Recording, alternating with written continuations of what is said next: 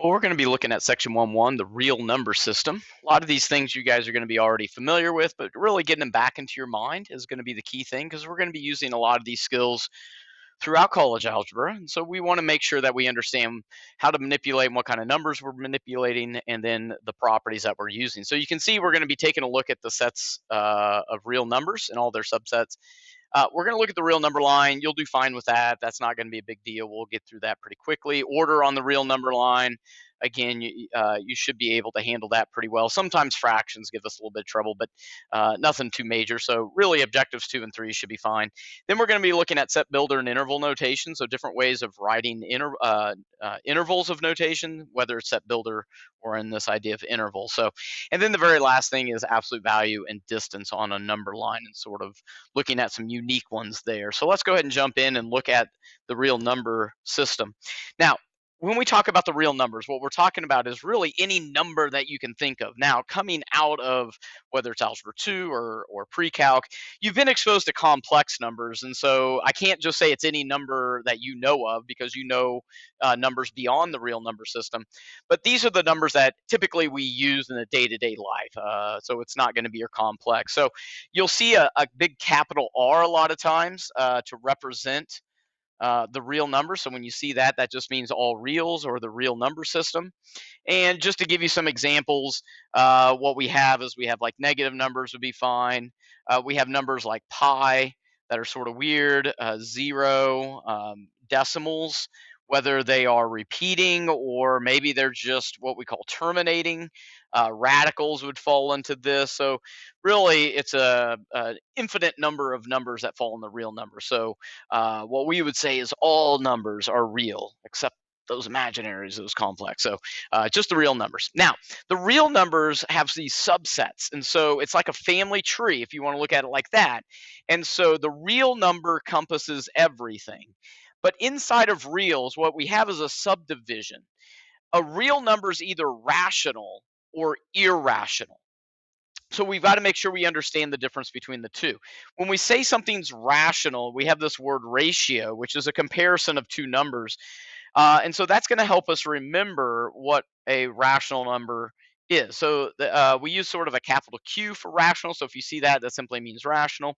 And how we describe a rational number is that we can write it as a fraction where there's an integer in the numerator and denominator, and that fraction must be simplified. And so what we have is we'll just say it's a fraction. It's a little easier way of putting it rather than all the words I just said. But technically, if you want to look at it more of a math definition, you would say there would be integer on the top, integer on the bottom, and that they would not have any common factors. So it's a fraction. Another way you can look at this is something that either terminates, so a value, a number that terminates, or repeats. So we can write any rational number, okay, as a fraction. So even if it's 1.7189, we could write that as a fraction because it terminates, so it's rational. If you get something that repeats, so 5.737373, we can write that as a fraction since it repeats. So you hopefully can start investigating, going, okay, well, what numbers aren't rational? And so if you think about that, the word ir means not. And so what we're talking about here is we're talking about not rational, or what we call the irrational values. Now, technically, the irrational values would be a symbol that's the not sign and then rational. For us, though, what we'll use is I. That's a little easier. So you won't necessarily see an I kind of thing. You'll see this not Q notation as you get into higher math, but for us, we'll just call it I for irrational. Now, the irrational ones obviously would not be rational, so we want not these two things. So instead of saying it's terminating, we would say, well, it's non-terminating. And instead of saying repeating, we would say non-repeating. So what we have is we have values that are neither terminating or repeating. Now remember, terminating simply means stopping. So we're looking for numbers that don't stop. They keep going on and on and on, but there's no pattern to them. So again, these are sort of the weird numbers. So every family, think about it, every family, when you go to a family reunion, you sort of got the normal side, which is your rational numbers. That's the normal side. And then you got this weird side of the family, which is called the irrational numbers. And so some of the numbers that fit into that are pi. A lot of radicals are. Now be careful, like the square root of 4 is not irrational because it's not simplified. So if they do give you a radical, make sure to simplify it first and make sure it's not just a nice integer of some sort. But you'll see a lot of radicals, square root of 3, and such. And so those are irrational values because they do not terminate, they do not repeat. They're sort of weird numbers. Now, irrational, we're sort of done. So that side of the family, we're done. So if you're looking at like a family tree, you got reals, and it branches down. And when we talk about irrational, we're done. There's no subset of them. However, there will be a subset of rational. So rational keeps having sort of offsprings of numbers, and they keep getting more simplistic. And so once we're done with the family tree of numbers, I want you to think about the history of numbers and think about what numbers come first. Like, what did the caveman do? Me add 1 2 3. Okay. um, those are going to be our lowest level, most exclusive, and they're going to work their way all the way up to the reals, which encompasses things that caveman would not be using, which is like pi and repeating decimals and things that are a little bit weirder. So the next sort of subgroup underneath rational are what we call the integers. A lot of times I'll call these the number line numbers. And the reason I say that is that when you draw a number line, like an x-axis, it's the numbers that we sort of document. So I'll put number line. Now, that being said, on a number line, a number line has all the reals. So it has fractions, it has radicals, it has pi and all that. But when we usually draw a number line, typically we don't put fractions. We usually put 0, and we usually put 1, and we usually put -1, and then 2 and -2 and such. So those are the numbers I'm talking about. So there are no fractions, there are no decimals. It's the numbers that we like to do our operations with. And so to represent that, let me use set notation. So 1, 2, 3 of the dots, and let's go -2, -1, 0, 1, 2, and then you can go dot, dot, dot, and that shows you the pattern of the integers at that point. Now, whole numbers, okay? Whole numbers takes what we just wrote, the integers, and it eliminates the negatives. Okay, so what we're saying with whole, now, when we talk whole, think about what your mouth makes. It makes sort of this, okay? So there you go, there's your face. And whole starts at 0. So when we talk about whole numbers, it's the non-negative integers is what it is. So if we take the set right above it and we just sort of abandon or get rid of all the negatives, we have 0, 1, 2, and such. And it keeps going that way forever. So that's our whole numbers. Natural numbers, these are what we refer to as counting numbers. Okay, so these would be what our ancestors that were cavemen would be utilizing, is the counting number. So the only difference between whole numbers and natural numbers is the number 0. So just remove the 0, and now what we have are what we call the natural numbers.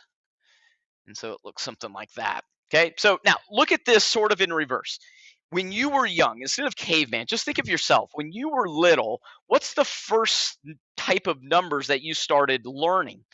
You probably started learning to count, and you start with 1 when you count. So we're talking very, very young, we were at natural numbers. Now, as you get a little bit older, you had this idea of this 0 or nothingness. So 0 comes along. Now, you probably didn't get to negative numbers until later in grade school, when you have these negative numbers. And so we're progressing through your academic sort of career with these numbers. So that way you can keep them in order.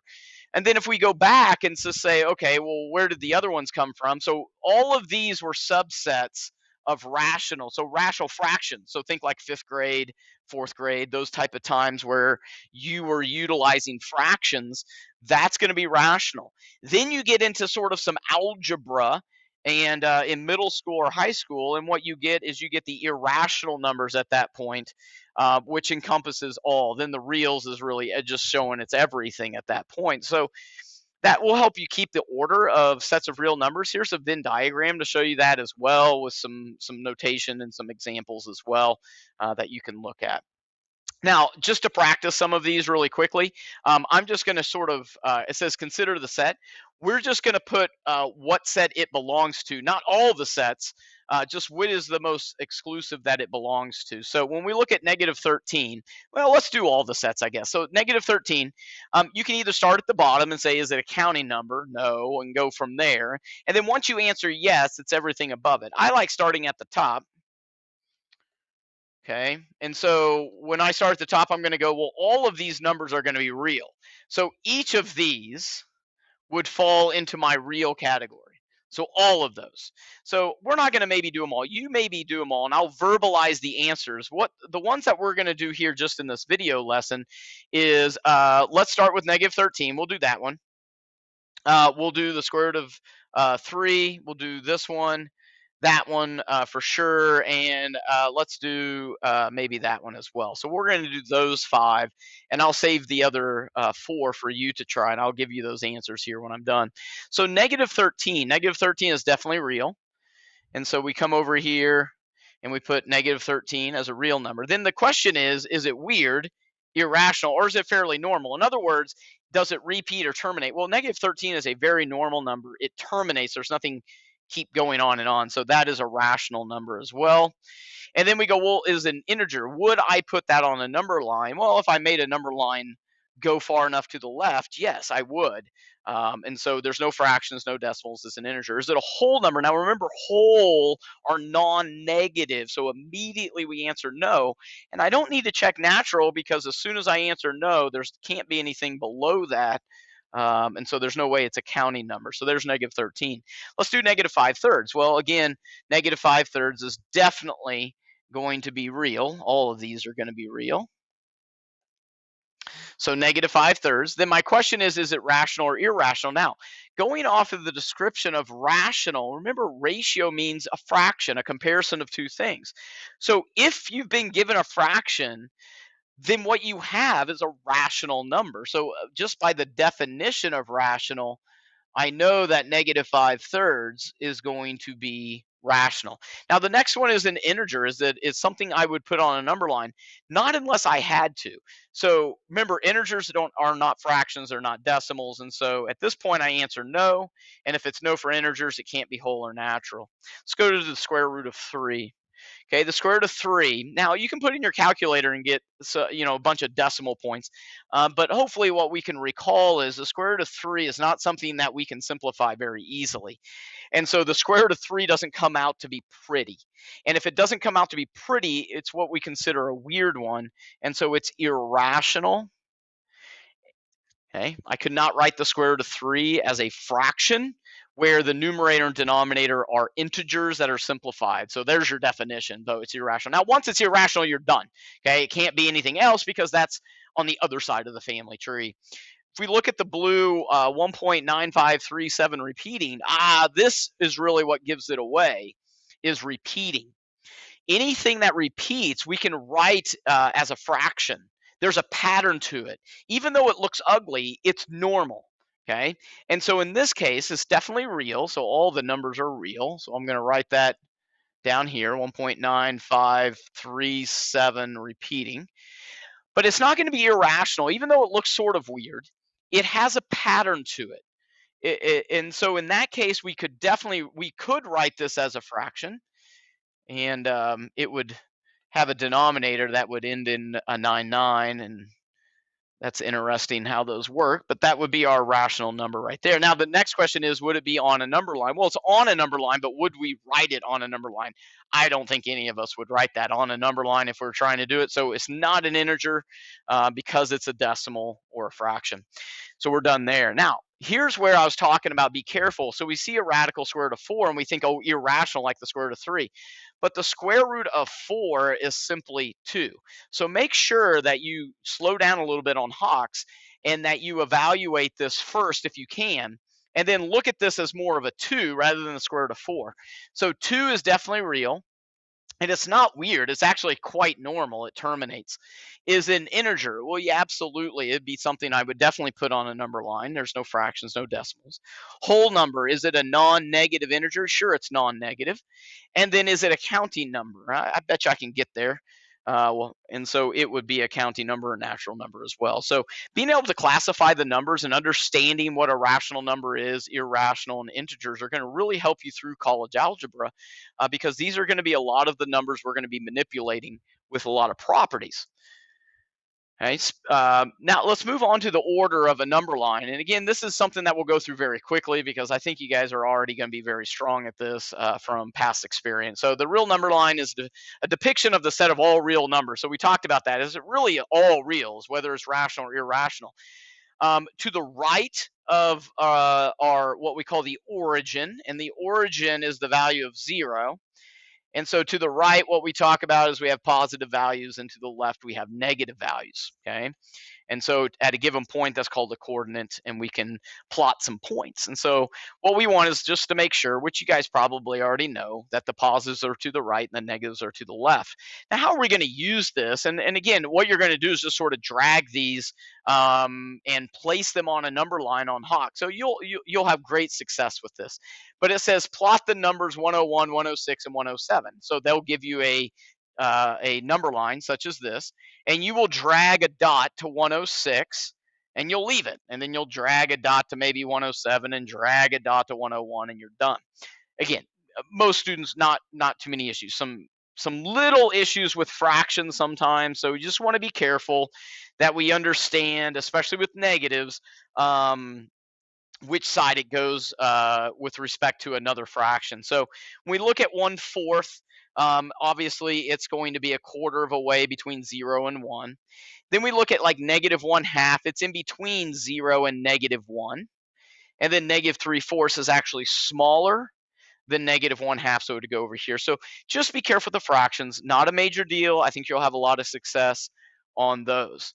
Let's move into the order on the real number line. So in other words, if we're comparing a value with another value, kind of thing. And so if we look at something like that, what we say is like, let's say A is less than B. And so the signs over here you want to be comfortable with. Again, you've seen those before. I think the only new thing that you probably want to consider is this idea of non-strict or strict inequality signs. And so that's at the bottom. So you might get that in your notes. So what we have is if things are strict, that means it can't be an or. There's no or to it. So it's like parents who tell you to clean your room and take out the trash. If there isn't the word or, they're strictly telling you need to do both. Non-strict would have the word or, so less than or equal to. Those are what we call non-strict. And so if they use that kind of language on your assignments and on the test, want to make sure that you're at least comfortable with what strict and non-strict means. But for the most part, everything else you're going to be able to do from previous classes. Now, when we establish these orders using less thans, greater thans, and things like that, then what we want to do is be able to put it in a specific type of notation. Now, when we write it like x is less than 3, something like that, okay, this is more of an algebraic notation right here. So when we keep the inequality, that's more of an algebraic notation. And so we'll use that quite a bit, but what we want to be is familiar with two other types of ways of noting that same type of information and other things. The first one is going to be set builder notation. Now, this is really the only section that we do a whole lot with set builder. So we need to know it for this section. But interval notation is going to take us much deeper this year in college algebra. So definitely you want to make sure to get that down. I'm going to ask way more questions on interval notation than I will set builder. Now, set builder, I'll ask a couple, so you want to be familiar. And so let's talk about that. This is usually what you see in the back of the book too when you check answers. It's this weird notation type of thing for an answer, and it's called set builder. So it's in set notation. Anytime they talk set, we use the braces, and the braces are in math we say set. So when I see that, I say the set of what? And then whatever comes next is what I have the set of. So the set of x's is what we have here, but it doesn't have to be x. It could be like x plus 1 over 3. Okay, or x plus 1 over 4. Let's say that's it. So whatever's there is what is our set is made up of. Okay, and then what goes to the right, so we have a line up and down, and that means such that in math. So when you see that, you can read it as such that. Now in the notes here, I didn't put the such that. What I have is a set of numbers having. Okay, so this idea of having some property of P. So over here is a property. So this is what our set's made up of. Okay, so it's not like the set's made up of 1, 2, 3, 4, like that necessarily. That would be if it's x maybe. But x plus 1 over 4, I need to plug x's in to figure out what my set's made up of. So this is what my set's made up of. But over here, my value of x is going to have a specific property. Like, what is x? Because to find my set, I got to know what x is so I can plug it in. This is going to tell me what my x is over here. So it's some type of property. So maybe they'll say something like x is the first 3 natural numbers. Okay, maybe they have this statement right there. So it's not even in inequality form. Maybe they just have in words, x is the first 3 natural numbers. So let's investigate that. So the property of x is the first 3 natural numbers. Then what would x be? Because remember, that's what we need to figure out so that we can find our set over here. So the first 3 natural numbers are 1, 2, and 3. Those are my first 3 natural numbers. So if that is what x is, then what is our set made up of? Well, we take these values, which are the property of x, the x's that we have, and we plug those in. So I end up getting 2/4 or 1/2 when I plug in 1. So there's one value in my set. I take 2 and plug it in, I get 3/4. And then on the last one, I take 3 and plug it in. And what I get is 4/4, which is 1. And so what we have here is, what is the set made up of? These 3 values. Not 1, 2, and 3. That's what x is.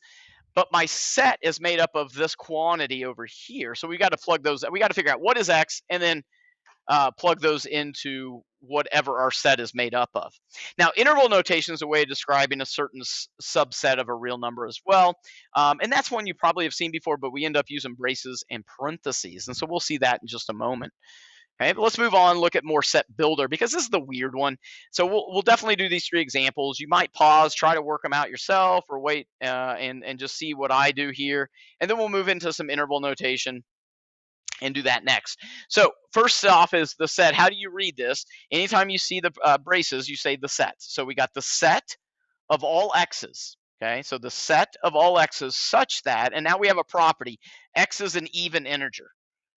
Okay, so the question is, what is an even integer? Okay, and so the integers are number line numbers, and so, but we want to make sure we get the even ones, not the odd ones. And so remember, even is something that has a factor of 2 inside of it. And so what you would look at here is you would say, oh, we got 0 has a factor of 2 inside. 2 does, 4 does, -2, -4, and such. And so that would make up our set of values. So these are the even integers, but notice there's nothing to really plug them into because it's just x over here. So remember, I showed you an example where it wasn't x. Hawks likes to throw those at you, so I wanted to show you one like that on the previous slide. But here, whatever we get as our property for x, if I plug those in, don't I just keep the same thing? There's no change. If you look at B, we have the set of all x's such that x is an integer such that negative x is in between -4 and 1. So notice that x is an integer, so no fractions, and x is in between -4 and 1 using this algebraic notation. Now, it includes -4, so -4 is an integer. So we got to figure out what are our x's here. -4 is an integer, and x can be -4 because the or equal to sign. What's the next integer in this interval? -3 is inside that interval. And then -2 is inside that interval. And -1 is an integer inside that interval. 0 is an integer. Now, we look at 1. 1 is an option, but notice it is not including. It is strictly less than 1. So 1 would not be included in an integer that falls in that interval. So these 5 numbers are my x. And so I take these 5 numbers and I come over here and I say, well, I'll just plug them all in. And in this case, just like the first one, when we plug them in, there's no change. Our values are exactly what we found as our x values. And so you get -4, -3, -2, -1, and 0, and we put them in set notation because we're talking about a set here. What sets? So use set notation, which is the braces. Looking at the last one, we have we want to know what is the set of x's such that x is greater than 2 and x is less than or equal to -5. So this word and means it has to satisfy both. Okay, so that's important. We'll be using that this year as well with our compound inequalities. This idea of and means I got to think of a number that's bigger than 2, but it's also less than -5. Okay, so let's just investigate this. I mean, you might already know the answer, but if I go on a number line of 2 and it says, oh, my x's are bigger than 2, then you can use the open circle, but I'm going to use a parentheses or interval notation. So we do something like this, and then we come over here to -5, and it says x is less than, and we use a bracket, if you can recall from previous classes, and we look at that. The word and tells me I have to put a dot somewhere that would be on both those. And so wherever I put a dot, would it be on both of those at once? And it's like, well, no, this one only is on that one, and over here is just on that one. This is on neither. There's no way to get both because there's no overlap, there's no intersection. So when I ask what x's satisfy this, you would say no x's. There aren't any. So my set is what we call an empty set because there are no values. So it's still a set, it's just that the set is empty. So we either put an empty set using set notation, or we use the null sign, which represents the same thing as an empty set. And on your software, the null sign will be in your toolbox, so you can use that as well. But empty set would work. Both of those are appropriate. Now, let's talk a little bit about interval notation. Now, again, I think you've seen this before, so just bringing it back into your mind a little bit. When we talk about interval notation, it's really taking intervals, okay, either in between two values or taking an inequality like x is greater than 5 and writing that in a different notation rather than algebraic. And we'll end up using interval for the most part throughout the year, so definitely want to get good at this. So what we have is some different forms, and what we have is an open interval, which is where both A and B are not included. And so I think you'll see this on another slide here in just a moment. But A is our endpoint, our left endpoint, our smallest value. X is our values in between, and B is our largest value. So the open interval algebraically would look like what I wrote on the slide here. Looking at the second one with a bracket, the bracket closes things off, and what it does is it includes the endpoints then. So it would look very similar, but we would include A and B. So remember, brackets includes, open omits is going to be the parentheses. So sometimes we get those mixed up. So brackets, okay, includes. There's a lot of C's going on there. Bracket includes, okay, closed. When we look at something that's open as a parentheses, it's not going to include. Then we have half closed or half open, however you want to look at them. So when we look at like A, B, and A is open, that means we do not include A. But notice that it's closed at B, and so what we do is we include B. So we have these half open, half closed, and then we're going to end up utilizing infinity and negative infinity for intervals that are unbounded. So in other words, if you had something like x is greater than 5, okay, and I want to describe that in interval notation, if it helps, draw a number line. Go to 5 and say it's everything bigger than 5. And so it's going to be that, make sure that you see this parentheses here.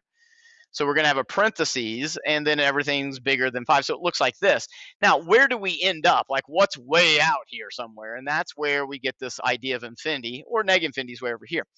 Now, remember, when we do interval notation, we always do the smallest or left value, comma, and then what we do is the largest value. or the most right value. So it's always, don't flip those two, it's going to be wrong. So it's always left to right or smallest to largest. So in this case, my smallest value is 5, and then it goes to the right until we get to the largest value. So it is open at 5. And so we keep it open at 5. And then the comma is almost a little bit like our x. Like, okay, comma, where do we end up? So it's our starting point and our ending point. We start at 5. Where do we end up? We end up at infinity. Now, infinity is not a number. And so it's just this idea or this concept. So we never include infinity and negative infinity. They are always going to be parentheses. So infinity would look like this, and negative infinity would look like that, and then comma.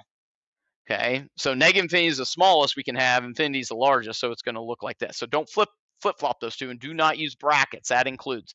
So here's just some notes and some wording, the meaning behind it. So we've talked about this already. I'll just let you sort of read through it, pause. If you need to add things to your notes, that's perfectly fine.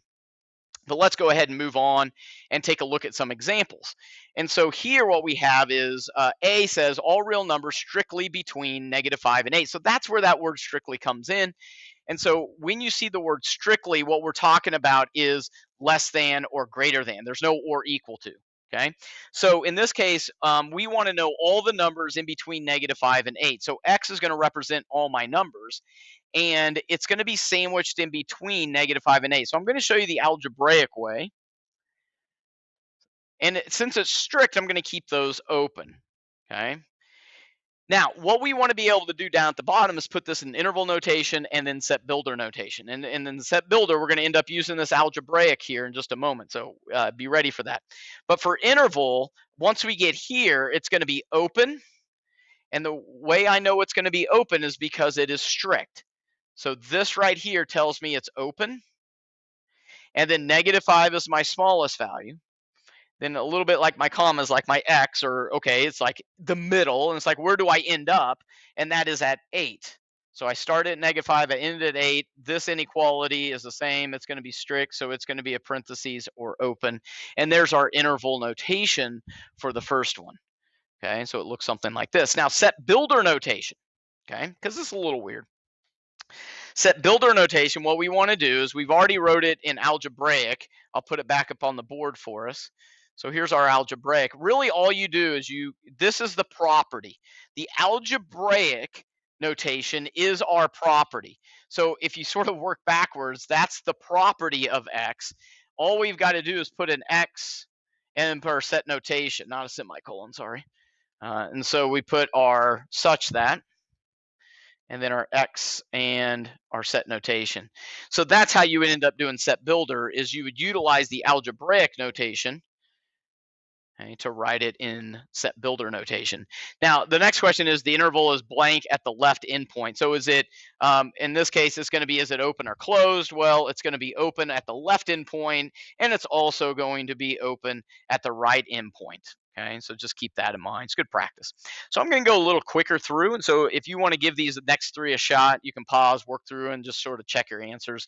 But I'm going to go through the answers really quickly through these. So B, all real numbers greater than or equal to 2. And so what we have here is we're going to start at 2. If it's bigger than 2, we're going to include it because of the or equal to. So that means bracket. And so we're going to include, and where do we end up? Well, I don't really end up anywhere except way out there towards infinity, which is going to be open. So it's going to be a bracket 2 to infinity. Now, putting this in set builder notation is, let's write this algebraically. So what we have is that x is going to be greater than or equal to 2. That's how we'd write this algebraically. Now, just work sort of backwards. Put your set notation, put your such that, put your variable, put your set notation, and boom, you've got it. Okay, so it's not bad. Okay, it's just different. And then the left endpoint. Well, at the left endpoint, it is closed. You can see that the interval notation really helps us with that.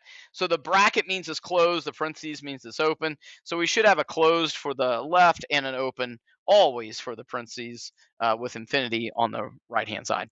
C, all real numbers such that -10 and 3 as in between, including 3 but not 10. So let's write this algebraically. So it's everything in between these two. but not including -10, but including 3. Now, 3 is the bigger of the two, so I want to put it over here. Make sure to get the order correctly. -10 is the smaller, so not including -10, but including 3. So it'll look something like this. So set builder all of a sudden becomes actually a little easier because you just put your set notation, your such that, your x, and you've got your set builder at that point.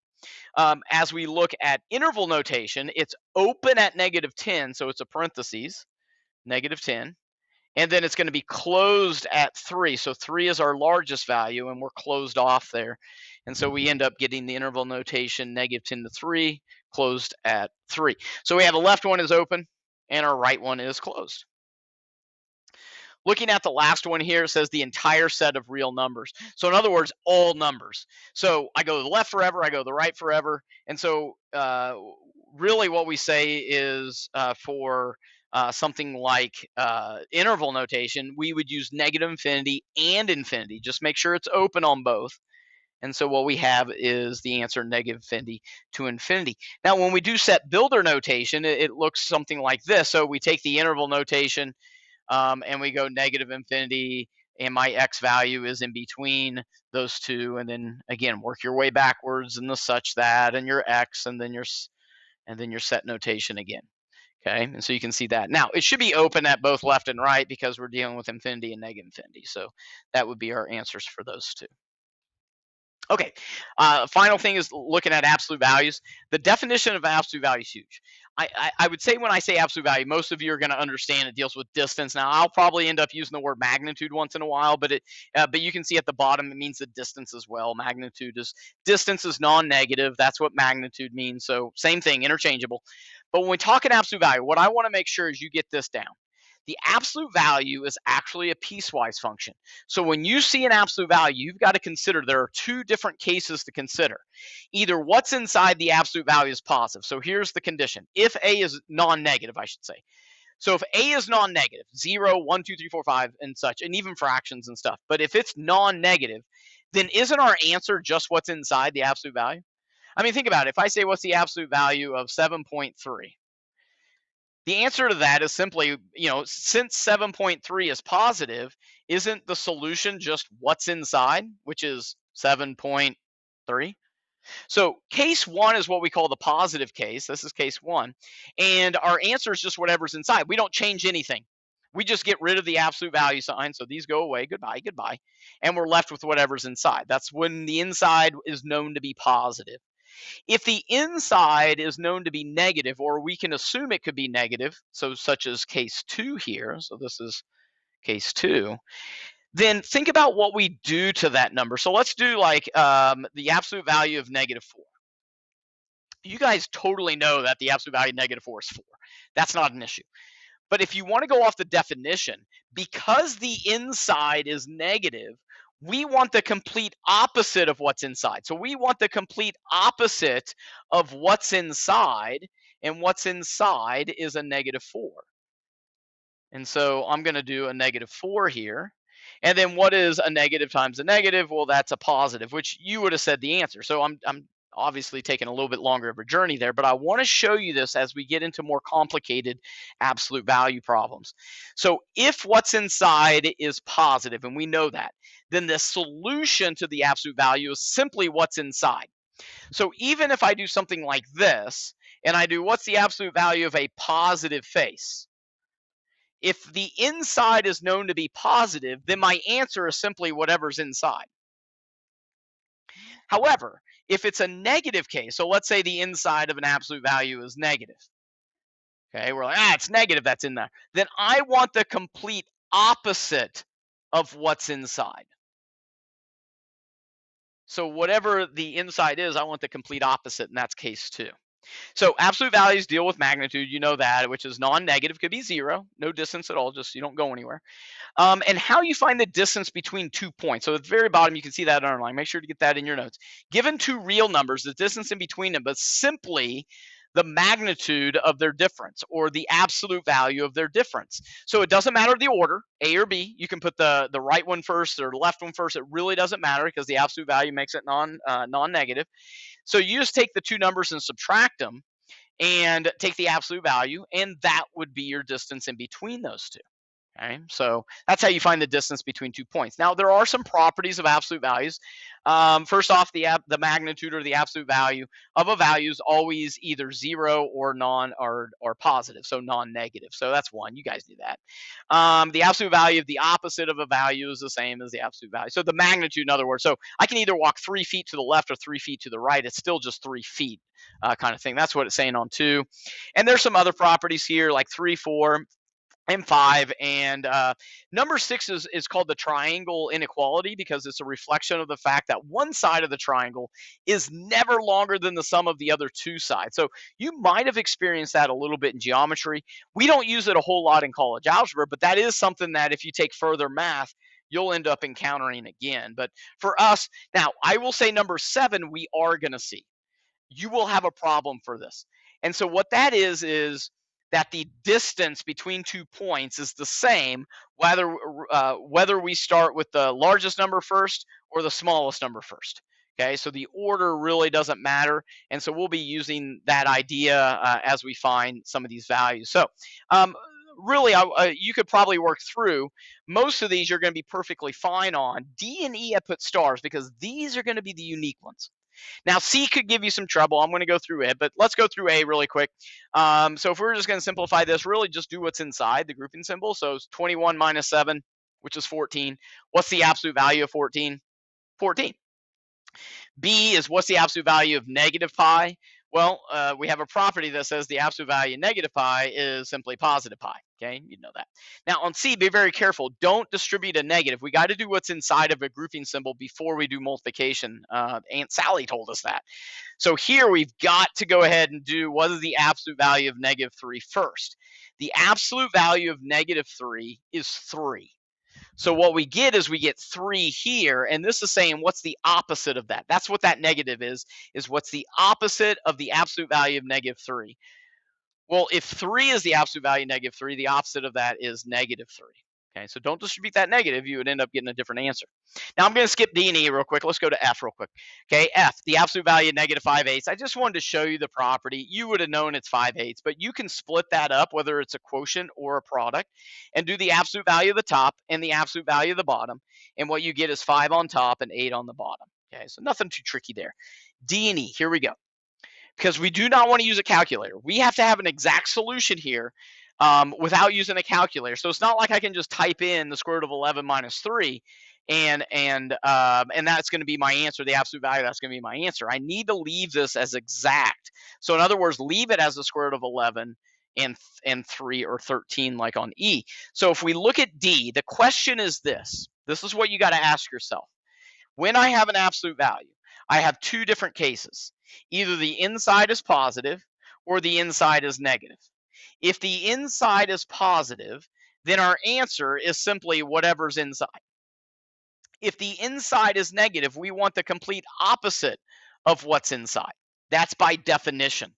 So we're going to go ahead and go, well, the square root of 11, I don't know exactly what it is, but it's somewhere between 3 and 4 because the square root of 9 is 3, the square root of 16 is 4, and that has to be in there somewhere. So what we have is we have 3 and change. So this is 3 point something. Now you can put it in your calculator if you want, but you don't need to. Okay, we have 3 point something minus 3. Well, 3 point something minus 3 is positive. So this is case 1. So by definition, if I know what's inside's positive, all I have to do is drop the absolute values. Boom, there's my answer. If you look at E, I have the square root of 11 minus 13. Now what we have is 3 point something minus 13. Well, 3 minus 13 or 3 point something minus 13 ends up being negative. Okay, so here we go. If it's negative inside, this is case 2. I want the complete opposite of what's inside. So in this case, I want the opposite of the quantity square root of 11 minus 13. And so what we want to do in this case is we want to go ahead and distribute that negative. So what we have is negative, and you'll probably reorder this and make it look pretty. Negative square root of 11, and then plus 13. So we'll probably go ahead and put that 13 first. And so we'll rewrite it using a property called commutative property, which we'll be learning here in this unit as well. But there we go right there, 13 minus the square root of 11. So some students are like, what, you just flip them like that? Well, okay, it's the complete opposite of what we had before. So I wouldn't necessarily verbalize and say, yeah, just flip them. Yes, that is what you do. But the reason you do that, and that's the biggest thing. Don't get to be where it's a pattern, because then you don't know what you're doing, you're just doing something.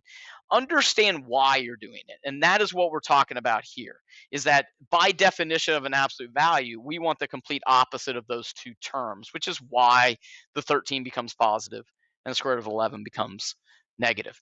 So I hope that went well. Keep studying. A lot of flashcards in this section with the sets of real numbers, but we will be moving on to some properties of real numbers next.